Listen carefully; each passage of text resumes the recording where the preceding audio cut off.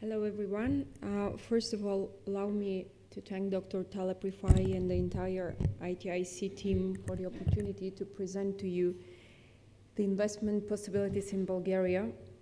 I would like, before starting, to thank His Royal Highness about his speech and presenting Saudi Arabia and Riyadh, and really the investment, the WTTC forum end of November will be another opportunity to share common initiatives in tourism and to promote this sector, which is very dear to all of us.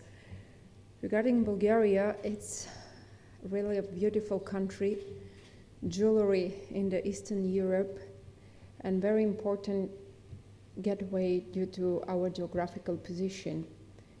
Bulgaria is a very ancient country with 7 civilizations that crossed our territory, and the legacy left by the Roman Byzantians, the Thracians, is remarkable. Bulgaria, maybe you're not aware of that, but it's third after Greece in Italy in terms of discovered artifacts on our land, which gives the cultural tourism a huge priority in our country and in the strategy we were following. Bulgaria has, and it's a very good country to invest in, with the good connectivity we have, with the strategic location we have. I'm not going to read everything that is in the presentation just to save time. We are a member of the EU. Our economy is very resilient. We have a very strong tourism sector, and before COVID, in 2019, we reached more than 9,300,000 international arrivals. 27 million overnights were spent in 2019. Of course, COVID, the war in Ukraine, the energy crisis, they hit a lot the tourism and transport sector in general. But I do believe that the country is recovering, and I do believe in the investment potential in Bulgaria, and in particular in the tourism sector, considering the very young and highly motivated people to work in that sector.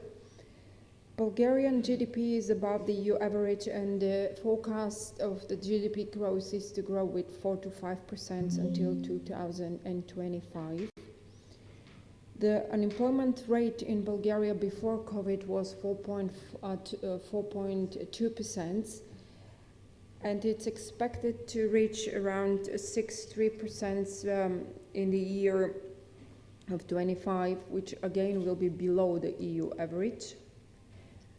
Those are the credit ratings of the most important credit ratings agencies in the world, like by Fitch, Moody's, and Standard & Poor's, which gives a very good and stable perspective regarding the development of our country.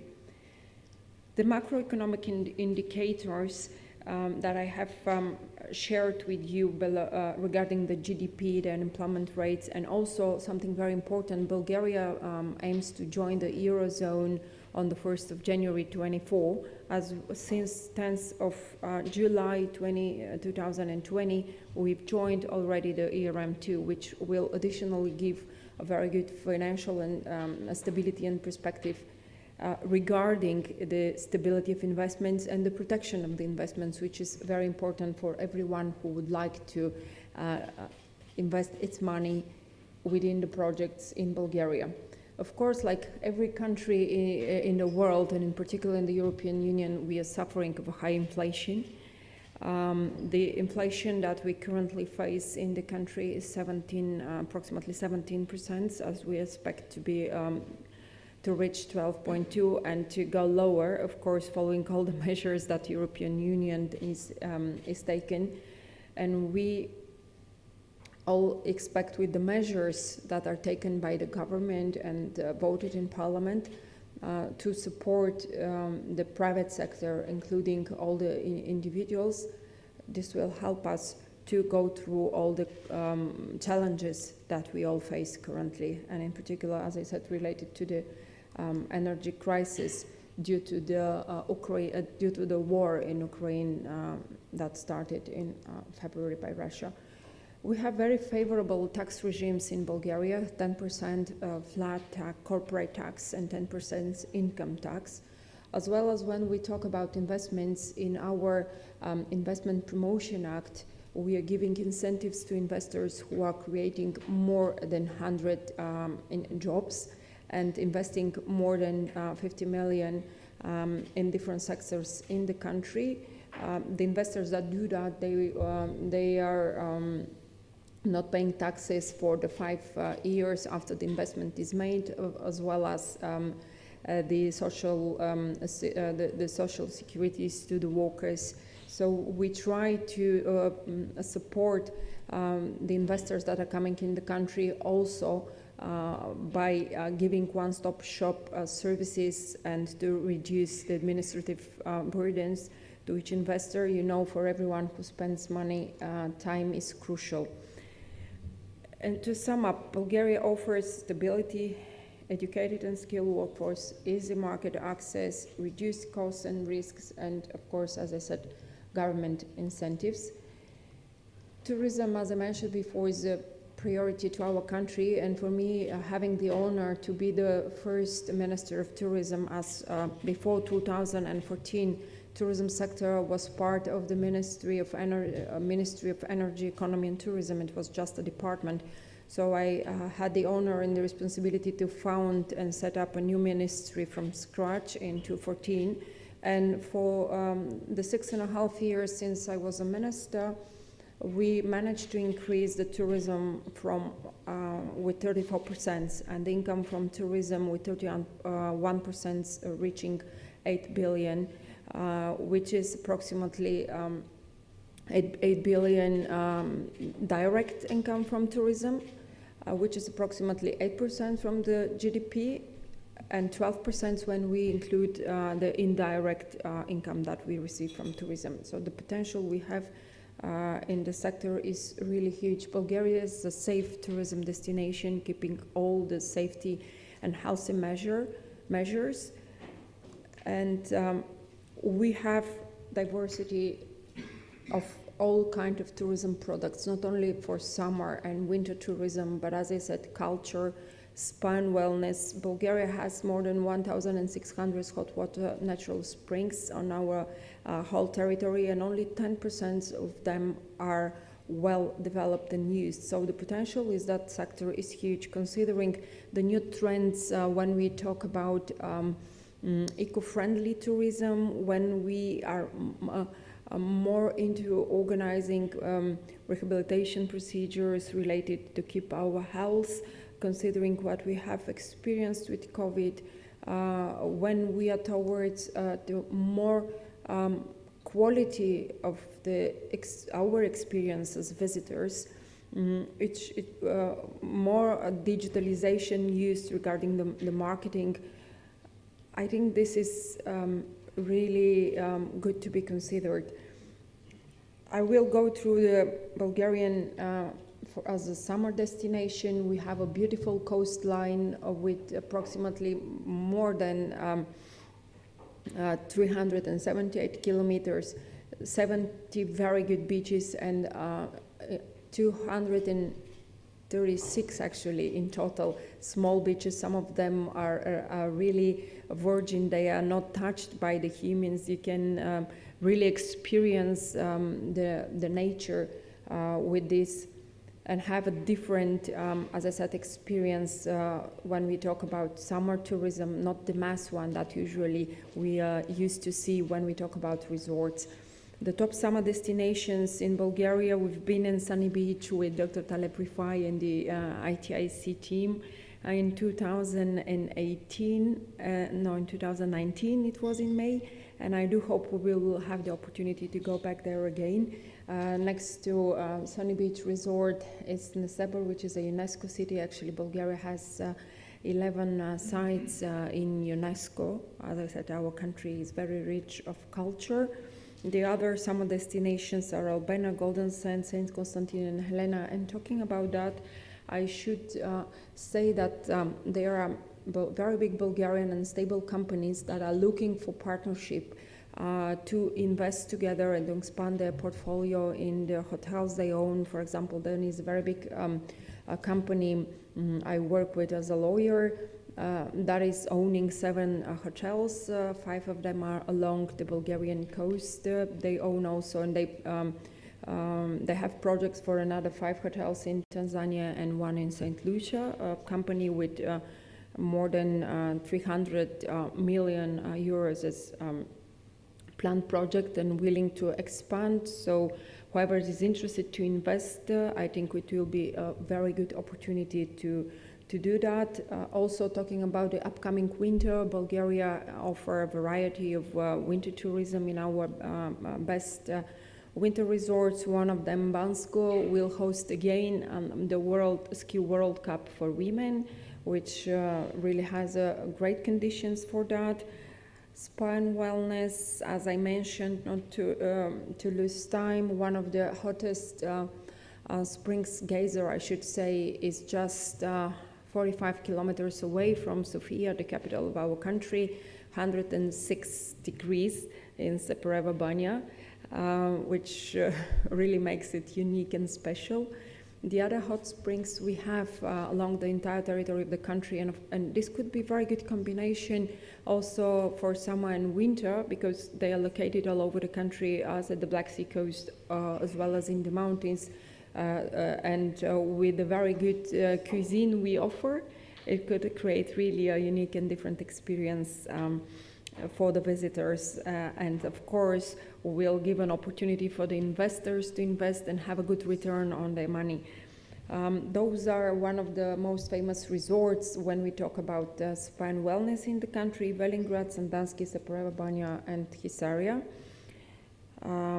As well as we have hot water springs, as I said, in the summer resorts in Albena, Goldosa, St. Constantine, and Helena, and Pomorie.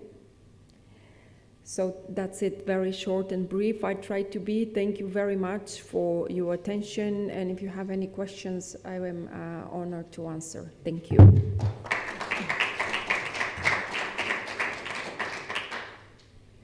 Thank you, Paul.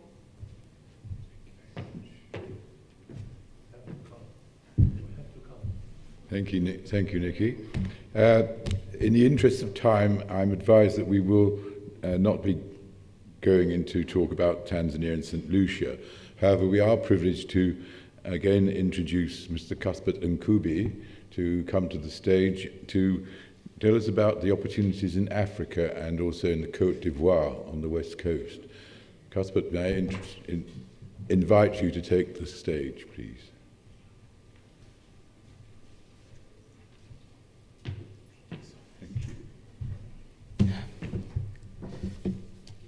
Thank you so much. In the interest of time, we are not going to dwell much on some of our member states, but I think all of us, we have alluded that for a destination to be able to attract investment, to be able to attract tourism, we are looking at stability. And we are looking at countries that are maintaining sound democracy. We are looking at maintaining as well good macroeconomic environment and also fiscal discipline. I think those are the challenges most of our member states are facing. And a well-capitalized banking system, I think our friend here from the World Bank would really allude and concur with me. Côte d'Ivoire, yes. Côte d'Ivoire is one of the jewels of this lovely continent. As I indicated from the offset, that good stories, they haven't been told to the global community fully.